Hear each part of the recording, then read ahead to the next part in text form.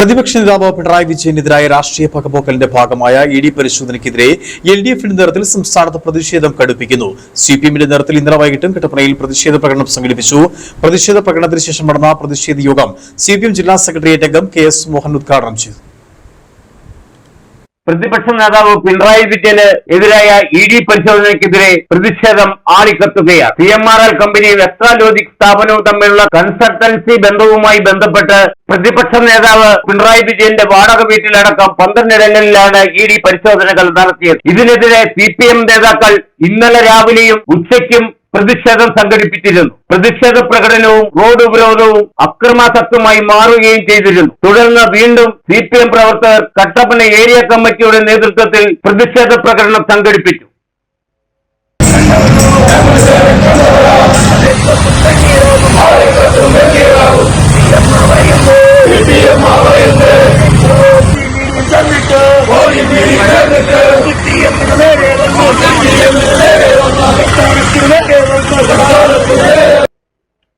ഇന്നലെ സംസ്ഥാനത്തുടനീളം പ്രതിഷേധം നടത്തിയത് CPM ആണെങ്കിൽ ഇന്നത് LDF ഏറ്റെടുത്തിരിക്കുകയാണ്. തിരഞ്ഞെടുത്ത ജില്ലാ കേന്ദ്രങ്ങളിൽ ഇന്ന് പ്രതിഷേധ പ്രകടനങ്ങളും യോഗങ്ങളും നടക്കും. ഇന്നലെ വൈകിട്ട് കട്ടപ്പനയിൽ CPM സംഘടിപ്പിച്ച പ്രതിഷേധ പ്രകടനത്തിന് ശേഷം നടന്ന യോഗം CPM ജില്ലാ സെക്രട്ടേറിയറ്റ് അംഗം KS മോഹനൻ ഉദ്ഘാടനം ചെയ്തു. പിണറായി വിജയൻ ഇവരാരും വിചാരിക്കുന്ന ആളൊന്നുമല്ല. പിണറായി വിജയൻ CPMന്റെ ഏറ്റവും സമന്വയ നേതാവ് മാത്രമല്ല, അദ്ദേഹം വെറുതെ നേതാവായ ആളല്ല.